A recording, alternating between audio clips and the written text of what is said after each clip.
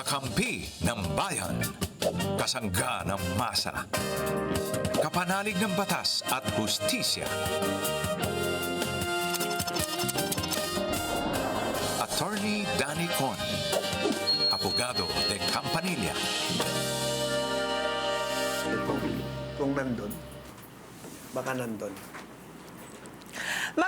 Magandang gabi po sa inyong lahat, sa lahat po ng mga nanonood sa atin, whether sa TVUP yan, sa cable, sa Signal 101, o kaya naman sa Facebook, o kaya naman sa ating YouTube. Magandang gabi po sa inyong lahat. At syempre, bagong taon, bagong hairdo.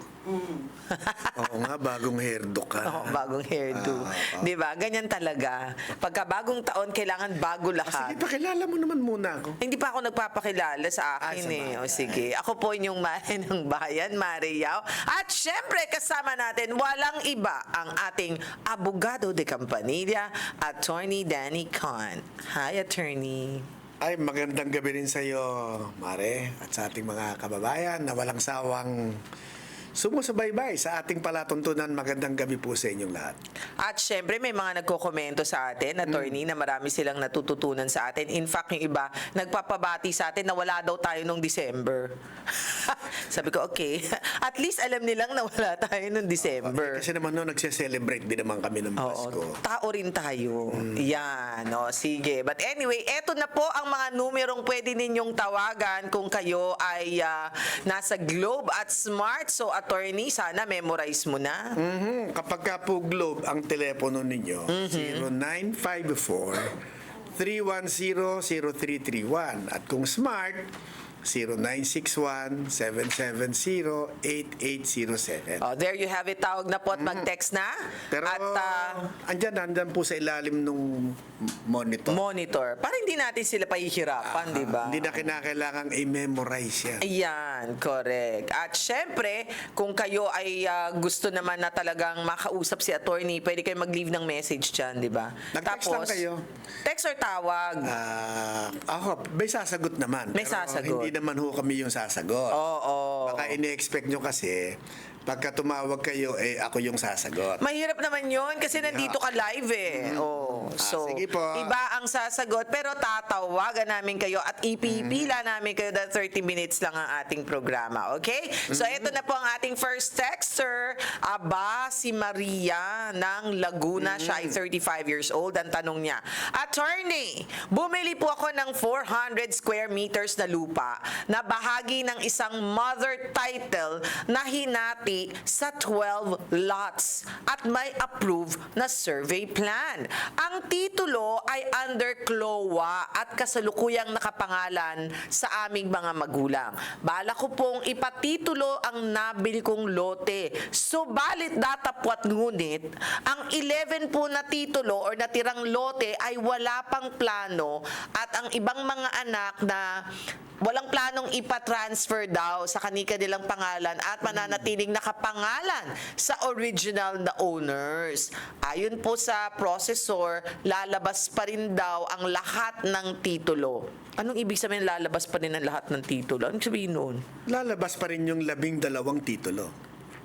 So hindi niya mahahati. Ganun ba yun? Hindi, hinati na nga eh. May subdivision plan na. Oo.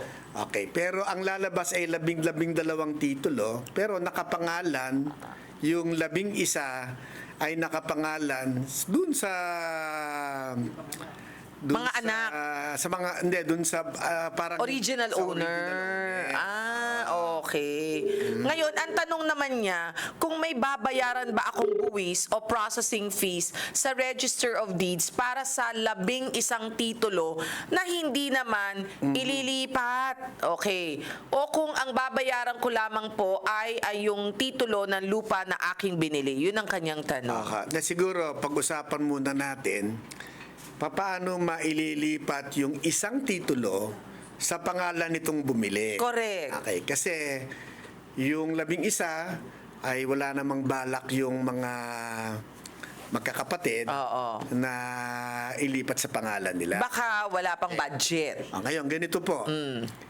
Yung po kasing original na titulo, yung mother title, ang sabi ninyo, ay nakapangalan pa sa magulang nung ng mga Magkakapatid. Opo. Oo. Pero nagkaroon ng subdivision plan kung saan itong lupa ay hinati sa 12 lote. Okay, at ang sabi niyo, approved na yung Survey plan. subdivision plan. Subdivision plan. po ang tawag doon. Okay, approve na yon. Sapagkat ito ay approve na, kapag ka po ipinasok natin yung dokumento, lalabas po ang titulo, 12, pero nakapangalan pa rin dun sa original owner. O, so At paano na nga okay, yun? sino ba yung original owner? Ang Magulang. original owner po yung magulang. Correct. So, 12 titulo yan na magkakaiba ang lote yan, magkakaibang lote yan, pero nasa pangalan pa rin ng original owner. Ngayon, para po mailipat sa inyo yung isang lote, po, kinakailangan po na magkaroon sila, hindi kasi sinabi kung patay na yung magulang eh. Ay, hindi niya sinabi. At saka, CLOA daw ha? Hindi, okay lang yung Okay CLOA. lang yung CLOA. Okay, yung namang CLOA, hindi po nila po pwedeng ibenta ng kung hindi after ng 5 years from the issuance of the CLOA. So, titignan po ninyo kailan ba na-issue yung CLOA. Mula pa sa mga magulang yun? Oo. Kasi in-issue sa magulang eh. Oo. Okay, from 5 years after na ma-issue yung CLOA dun sa magulang, dun lang nila pwedeng ibenta. Okay. So, kung natapos na po yung 5 taon, pwede nang ibenta sa inyo. Okay. Kung buhay pa yung mga magulang, sila po ang pipirma doon sa deed of sale. At doon sa deed of sale ay ibinebenta sa inyo yung lote, kung lot number 12 yung binenta sa inyo, lot number 12 per the subdivision plan. Paano? Sa tingin ko, wala na yan. Hindi. Natepok na. Kung patay na, makakaroon po kayo dapat ng extrajudicial settlement. Kung saan sinasabi ninyo na kayo yung nagmana doon sa magulang ninyo at yung binana ninyo yung 12 lote at yung isang lote ay ibinebenta dito sa buyer natin. Pero ang tanong niya, ano ba ang babayaran niya? Babayaran po ninyo yung pong titulo kung ililipat sa pangalan nyo, babayaran nyo po yan ng babayaran po ang capital gains at saka yung document. Nung kanyang lote lamang. Kasi yun lang ang ililipat sa kanya eh. Okay, so magbabayaran po yung capital gains tax noon, yung documentary stamp tax noon, yung transfer tax po sa munisipyo. Hindi ko po alam kung magkano yung value ng lupa na yon, so hindi ko po masasabi sa inyo kung magkano. Pero yung pong capital gain, 6% po yun. Meron pong documentary stamp tax na 1.5%. At yung pong transfer tax ay depende ron sa kung anong klasifikasyon ng ordinansa ng munisipyo. Pero maliit lang po yun. Hindi masyadong malaki. Pero babayaran ba niya yung ibang mga titulo? Yung ibang titulo po, ang babayaran nyo doon ay yung pong fee sa paghahati. Pero dapat sila na ang magbayad noon kasi hindi naman pumapupunta sa inyo yung 11 titulo. So dapat ang magbayad doon yung pong magkakapatid na tatanggap nung kopya ng titulo. Paano kung hindi masyado cooperative yung 11 for some reason? Dalawa po ang inyong choice. Una, bayaran na ninyo o kaya pangalawa, cancelahin po nyo yung sale. Yun lang. Okay. So at least na liwanagan ng ating texter. Ito naman. Meron tayong caller from Santa Cruz, Laguna, si Isa. Hi, Isa. Hello po. Hello, Isa. Magandang gabi. Isa. Magandang gabi po pala. Hello po. Isa. Ay, nawawala Po, si rinig niyo po Isa. ako. Ayan na, naririnig na natin, Isa. Good afternoon po. Oo, good afternoon din po. Baka Oo nga. Baka naka-loudspeaker ka, Naka-loudspeaker. paki-off mo yung speaker. at makinig ka na lang sa telepono. Oo. Hindi po ako naka-loudspeaker. Ay, hindi daw siya naka-loudspeaker. Okay. Baka naka-electric fan ka. Wala rin. Wala rin po. Okay, Pero sige. nag-improve na. Nag-i-improve na. Okay, Sige. Isa, ano ang tanong natin kay attorney? Bali, attorney, Hindi ko po siya partner, pero Ano daw? pregnant po. Ay, ako. wag ka ho kayong bubulong. Oo. Oo, hello. Hindi ko po siya partner. Hello po. Ay, bumubulong Hello? pa rin siya. Ay, bumulong ka eh. Hello po. Hello po. Ay, sorry po. Ulit lang po tayo, ma'am. Ulit tayo, ma'am. Ano po yon? Hello po. Nandiyan na po. Ako, garbol na garbol. Ay, yung signal. Oo. Oo. Sige po, ma'am. Try natin. Last one try. One more try. Ma'am. Baka i-redial. Redial mo ha, redial mo lang ulit ha.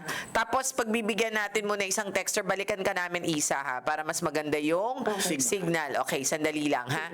Oy, taga Laguna na naman si Kayla, 29 years old. Attorney, humihingi po ako ng advice. Ever since bata po ako, iba po yung name na ginagamit ko sa school, work at government IDs. Ngayon lang po ako kumuha ng PSA, birth certificate, at nakita ko na iba po pala ang second name at last name ko. Ha? Pati name- Pati ang nanay, tatay niya. Ano po ba ang mas magandang gawin? Mag-affidavit po ba ako at sundin ang PSA details? Then mag-update na lang po ako sa mga IDs at mga dokumento ko? O mag-file po ako ng petition sa korte para baguhin ang PSA details base sa ginagamit ko ngayon. Bakit ganun? Pati tatay niya, iba. Oo nga. Bakit nga kaya? Hindi ba kaya ibang birth certificate awak mo? Oo nga. Baka sumagot. Bakit sumagot? Baka sumagot yung texter. Ba't ganun? Hindi. Hindi, bakit ganun? Baka hindi kaya, sigurado ba siyang siya? Hindi, wait lang. Di ba ikaw, attorney, pagka ikaw ay kumukuha ng PSA, di ba isusulat mo yung pangalan mo? Tatay ng nanay, pangalan ng nanay mo, o kaya birthday mo. Di ba yun? So, ang kanyang PSA, surname ang mali eh. So, Hindi, pero kasi ganito ang nangyari dyan. Kaya Paano yun? sinabi ng PSA na yun ang kanyang birth certificate. Kasi tama ang pangalan ng nanay. possible. Tama ang date of birth. Oo. Tama kung pang ilang anak siya nung nanay. Nakalagay doon yun, pang ilang anak siya. So, pag nakailang tama, sa kanya yon. Kaya parang, at wala namang iba Oo. na lumalabas doon, most likely siya yon. Most likely. Okay, I Most got likely it. na yun Okay, baka siya yun. Baka siya yun. Okay. Di tama yung sinabi mo. Checkin po nilang mabuti kung siya nga yung at wala nang iba Oo. na tinutukoy doon sa birth certificate na ibinigay sa kanya. Gisi ba tatay? Hindi, pero ang magpapaliwanag din yung nanay eh. Di ba?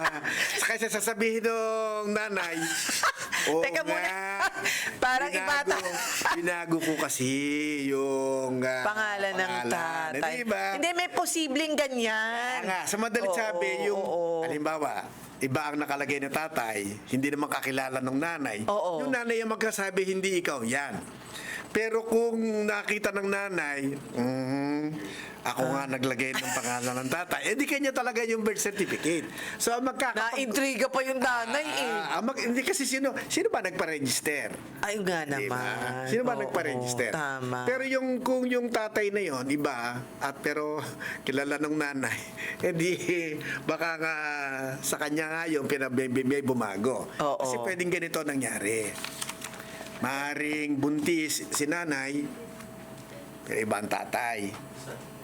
Oo nga Pero naman. nung nagpakasal, pinakasalan siya, Oo. naipanganak na yung bata. Oo. Pinakasalan siya ng ibang lalaki. Ay. Kaya binago niya para hindi na magulo, isinunod na niya yung apelido nung anak Oo. doon sa bago niyang, sa kanyang asawa. Isa yun sa mga possibilities. Isa sa mga possibilities. Okay, ang tanong Kaya naman scriptwriter tayo. Ang galing-galing natin Ang galing gumawa ng storya. ng kwento, di ba? Pero ang tanong ko, attorney, just in case, para naman ito sa kalahatan, pangkalahatan, kung sakali nga naman ang PSA mo ay iba, doon sa kinalakihan mong name, ano nga naman daw ang madaling hindi namin sinasabi na itong nangyayari sa case na ito. Oo nga, Direk. Sabi ko, baka lang, no? Isang posibilidad lang yan. Kasi nga, hindi Oo. naman natin matanong at wala naman siya sa po. Oo. Okay. Baka sumagot eh. Baka Matatakot sumagot, ako. matatakot pa tayo. Oo, ako din. Oo. Ngayon, ganito. Paano nga ang advice mo kung ang PSA ay, for example, iba Ganun na. sa Iba yung pangkaraniwan niyang ginagamit? Sige. Ang sa akin po, ang maia-advise ko sa inyo, kung hindi sana nag-iba ang pangalan ng ama, di ba? Oo. At saka nung surname, Oo. pwede yung administrative lang yan. Doon lang tayo sa civil registrar. Ayan. Papay. Oo. Pero dahil ho na iba ang last name at saka yung pangalan ng tatay, hindi ho yan makokorek ng civil registrar lamang. Correct. Kasi ano Talagang yan eh. pupunta rin kayo sa court. Korte Sa madaling yan eh, sabi, wala na kayong choice kung susundin ninyo yung nandun sa PSA ninyo, ay talagang kinakailangan, kung i-correct natin yung PSA, kinakailangan kong pumunta kayo sa court. Pero kung ginamit niya yung PSA at i-correct niya lahat ng ID niya, Baka baka mas okay din yon. Ay kaya lang, sakit sa ulo yun, sakit sa ulo yon dahil Oo, ang dami nun. May ang dami. records, may, oh my. Kasi yung okay. iba, para hindi ka na lang pupunta sa court, magbabago ka na lang ng pangalan. Oo. At gagawa ka ng affidavit na si Juana de la Cruz at si... It's one and the same. It's one and the same. Okay. Ay, sakit sa ulo. ayun. O, sige, tingnan na natin ngayon si Isa. Baka naman maayos Pero na yung kanyo, kanyang medyo linya. dahil magkaiba eh. Magkaiba. Tsaka masalimuot Kaya yun. masalimuot yun. Oo. Sa akin, ako ang tatanungin, punta ka na sa court para malaman na natin. Punta muna siya sa nanay niya. Oo, tanungin. O, kasi Sino ba talaga syempre. ang tatay ko? Oo Kasi naman. pag sinabi nung nanay niya, hindi yan talaga ang tatay mo. Oo nga. O, di ba na-intriga pa siya? Sige, anyway. Sige, para rin naman sa'yo yan, friend. Okay, sige. Okay, tingnan na natin kung... text muna. Sige, okay, text muna tayo. Si Hazel, siya ay 29 years old, attorney ng San Fernando, Pampanga, Hapangpangan. Hello po, attorney at team. Naka-receive po kami ng summons para sa expropriation ng DPWH at may 20 days na lang kami para sumagot. Tanggap na namin na kukunin yung 10 square meters, pero 8 square meters daw ay overlapping sa title ng isang malaking kumpanya, kaya 2 square meters lang ang babayaran sa amin. Ay, around 11,000 pesos po. Tatamaan mismo ang kwarto namin at hindi namin kaya ang gasto sa pagpapaayos. Ano po ang pwede namin gawin kung wala kaming abogado? Alam mo, hindi ko naintindihan. Anong ibig sabihin nun? Sige nga, himayin mo ng konti, attorney. DPWH. Siguro ay magpapaluwag ng daan at tatamaan yung bahay nila. Oo. Ang kakainin ng daan ay 10 square meters. Okay. Kaya lang, ang sabi nung DPWH, 20 titulo ang sumasakop dun sa 10 square meters. Yung pong 8 ay dun sa isang kumpanya at yung sa inyo ay 2 square meters. Paano nagkaroon ng overlapping ng titulo? Na nangyayari rin yun. Maaaring nagkamali yung pagkopya ng mga datos na mga numero. Sino ang dapat na manalo sa ganong klaseng pagkakataon? Pinaparesurvey lang yun. I-re-resurvey. Para makita lang Kung kanino talaga? kung nasaan ba talaga. Ayan, ipaparesurvey lang nila. Kaya Okay. lang may gastos yun. Okay. At ang gagastusin nyo pagka nagpa-resurvey, baka kasi Mas malaki pa sa 11,000. baka naman halos kinain na yung 11,000 niya. Kaya nga. Kaya nga, Ito nga, datamaan na yung kanyang bedroom. Wala naman silang pampapagawa. Aha. Paano Wala na ko yun? tayong magagawa. Kasi kailangan ng gobyerno yung lupa dahil halimbawa magpapaluwag ng daan. So, ang tanong dyan, attorney, paano kung ayaw ko? Akin naman yan ayaw ko So, Ay, hindi ho, doon kayo pwede. pumunta sa kabilang lote. Ay, hindi ho. Kasi daan Kung yung daan hindi po pwedeng may natirang isang maliit na lupa doon sa gitna. Bakit yung kay Up pwede? Aling Si Up, UP. Napanood nyo yun? Yung Disney movie na Up. Yung nasa gitna lang siya. Joke. Hindi pwede dito. Hindi pwede dito. Okay, sige. Wala ko tayong magagawa at talagang i-expropriate po ng gobyerno. Ano ibig sabihin ng expropriate? Ay sa pilitang kukunin po ng gobyerno sapagkat ito ay kailangan ng bayan. Kasi mas makikinabang ang taong bayan doon sa kanilang gagawin. Okay, so medyo matatalo tayo doon. Okay, ito na si Athena ng Quezon City. Magandang gabi sa iyo, Athena. Good evening, Athena. Athena. Ayan, very good. Ayan, maganda na signal. Okay, Athena, ano ang question mo kay attorney? Hello po. Good evening po, attorney. Good evening po. Attorney, explain lang po ako. Ano So, to? May tatanungin daw siya. Sige. Parang nabibigyan. Ay, pakitanggal naman yung speaker, friend. Oo, wag mo i-speaker, ha? Yung regular phone lang. Naka-speaker ka, Athena? Hindi na po. Ayan, okay na. Ayan, better yan. Sige, go ahead, please. Attorney, may nabili po kasi lupa yung father ko. Nilaan niya po ito para sa rin po na pamilya. Ano daw? Kasal po ang magulang ko. Bago po pumanaw yung tatay ko, hinabili niya po yung parte ng bawat isa. Okay, sandali lang po. Kasal po ang mga magulang ninyo. Opo. Okay, tapos? Yun nga po, pumanaw po yung tatay ko. Pumanaw pero yung tatay bago po niya. siya pumanaw, hinabili niya po yung parte ng bawat isa. Kaso, hindi niya po ito nalagay sa papel. Hinabili na niya yung parte. Ibig sabihin parang mana. Opo. O, hinabili na raw yung mana. Kaso, hindi daw sinulat. Ano ho ang naging Sa papel. pero ano ho ang naging problema? Ngayon po, gusto po kasing ibenta ng nanay ko yung lupa po. Opo. Gustong ibenta yung lupa. Ano po kaya, wala pong titulo Hindi. yung lupa. Walang titulo. Bakit walang Bakit walang titulo? titulo? Deed of sale lang po kasi yung, nung nabili po siya ng papa po, deed of sale lang po. Hindi po siya na-proceed to titulo po. Okay. Pero yan, binili ng tatay mo nung kasal na siya sa nanay mo. Hindi po. Binata pa po yung Tatay ko. niya. Binili na po yung Tapos okay. po, na-extend po siya. Bumili po ulit yung tatay ko para ma-extend po siya. Nung kasal na po yung mama at papa ko. Kailan sila kinasal? Hindi na po, hindi ko. Kinasal Matagal na ba sila? siguro. Ilang taon na ba silang kasal? 20, kung di ko nagkakamali, nasa 28. or Matagal 30 na years after na yun, ano? Pagka po kasi ganon, before 1987 yan. Kinasal sila before 1987. Diba? Oo nga. Before yon kasi 87 matanda na yun. Hindi, pero kung 20 years ba? 20 kung years. 87 plus 20. Kasi po yung kuya Di ko po, before, Journalism ako, hindi ako, After, mahina ako sa math. kinasal sila after 1987. Oo.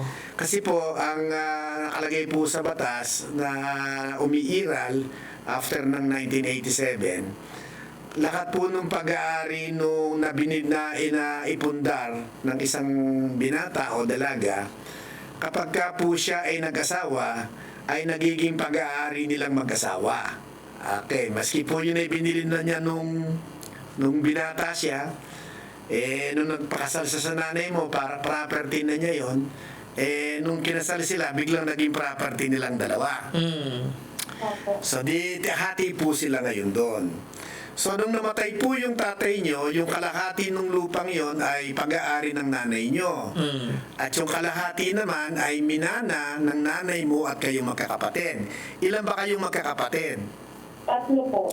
So hahatiin ngayon yung kalahati sa 4. Okay, 1/4 yung sa nanay mo. Okay. Hindi ba siya kalahati? Hindi, kalahati plus 1/4 of the kalahati. Abay, ang laki nung kanya. Mas malaki yung sa Nanay, okay. Kasi kalahati nun ay sa nanay mo agad. Agad-agad. So, 1/2 plus 1/8 ang mapunta sa nanay niya. At ang bawat isang anak ay mayroong 1/8.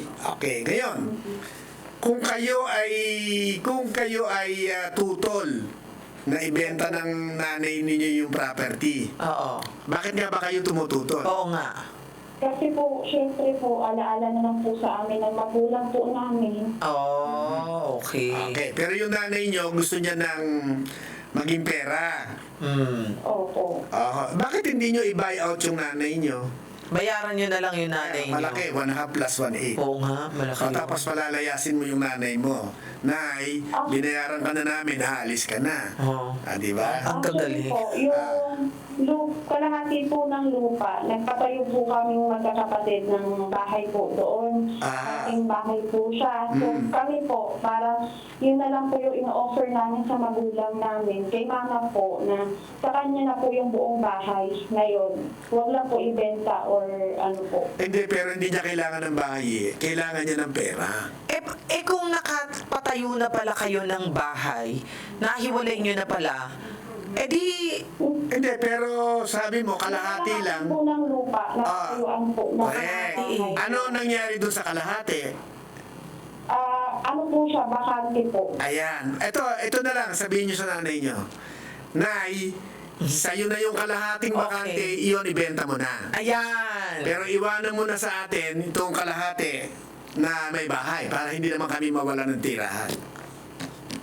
Oh, magandang solusyon yun. Sabi mo sa nanay niya, sige yung kalahati, Nay, pwede mo nang benta yun. Oh. Win-win situation. Kung tutusin, meron pang 1.8 si nanay sa inyo. Meron pang 1.8 Tandaan nyo, may 1.8 pa sa inyo. Sabi mo sa kanya, yun na lang ang pamana mo sa amin. Yun. Di ba? Yun na lang ang pamana mo sa amin, yung 1.8 na natira. Correct. Sa kalahati. Nakuha mo, Athena. Ang gusto po kasi ng mama ko is yung buong lupa po yung ibebenta. Kasi nga, kailangan niya ng... Bakit niya kailangan ibenta? Kailangan ba niya ng pera? Oo nga. May sakit ba siya? Hindi naman po, suportado naman po namin siya ng buong. Kaya nga, so bakit niya kailangan, gusto niya magbenta? Kasi... Hindi po din namin alam. Sa akin, di ko usapin niyang mabuti. Nanay, hindi mo naman kailangan ng pera, so bakit mo bebentang lahat ito? Naku, mahirap turuan ng magulang, ha? Kung kailangan ka ng pera, o ibenta mo yung kalahati. Hindi na kami hahati doon sa proceeds. Oo, sa'yo Pero na yan. itong kalahati, mana namin kay tatay ito. Correct. So, wag mo na kunin sa amin to, mana namin sa tatay namin. Yun. Pero Diretso yung kalahati, sa'yo yun, o sige, ibenta mo na yun. Kasi mana nyo na yan. Baka kasi minsan akala ng mga nanay, minsan talaga, no? Akala niya sa kanya Kanya lahat. Oo. Kasi- Totoo yan. Daw po kasi sa kanya ng PAW po sa probinsya. Siya lang daw po yung may karapatan doon. Ay, mali yun. Mali yun. Mali yun. Yung mindset po ng mama ko is, akin lang po, akin lang. yung- Ayan. O sabihin nyo, hindi. hindi ho tama yun. So, abogado, ayaw naman yung magdemandahan kayo, di ba? Pero, mali yung ganon. Kung para sa amin po sana is, may mailaban din po kami base sa papel po sa batas. O sige, Athena, kayo na lang ang mag-usap-usap. Alam mo na yung tamang nararapat para sa inyo, ha? Saka wala namang titulo yan. Ang problema, dahil walang titulo, Oo nga syempre, pala. baka maibenta ng nanay, no? Oo Kasi nga. walang titulo. Oo nga pala. May O, pwede sige. po ba kaming mag-file or ng case or may ano po pala? Anong tawag doon? Yung parang nag-share na kayo ng inyong kayamanan na pwedeng ikaso. Ano ba Pero yun? nga, hindi ko rin alam kung sila ba talaga ang may-ari ng lupa, eh. Kasi walang titulo. Kasi walang titulo. Ay, ako, medyo yun din pala. Saan ba niya pwedeng ma-check yun, if Sa ever? deed of sale po, ang nakalagay is yung name po ng papa ko. May deed of sale lang. Hindi, pero yung tama yun, na ibinenta sa papa mo. Pero ang problema doon, yung bang nagbenta sa tatay mo, siya ba yung may-ari ng lupa? Isa pa Siya po yun. yung may-ari ng lupa po. Dahil, bakit yun na... Paano nyo nasabi? Siya po yung, may sa probinsya po kasi siya yung parang bilihan po talaga ng lupa. Parang hasyenda po kasi yun. Tapos parang pinarte po bawat pinenta po. O, basta Athena, ganito ha, sinasabi sa inyo ni attorney, buti pa ipacheck nyo muna yan sa LRA ba yan? Pinakamaganda nito, isabihin nyo, mama, nagtanong din kami sa abogado. Oo. Hindi naman po pwedeng wala kaming minana doon sa pundar ng tatay. Tama. Opo. May mana kami ron kasi pundar niya yung property na yan. Hindi Okay. pwedeng sa iyo lahat yan.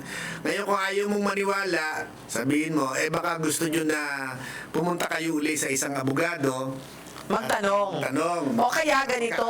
Kayo. Ganito ang gawin mo. Etong aming programa nasa Facebook. Parinig mo. Hello, mother.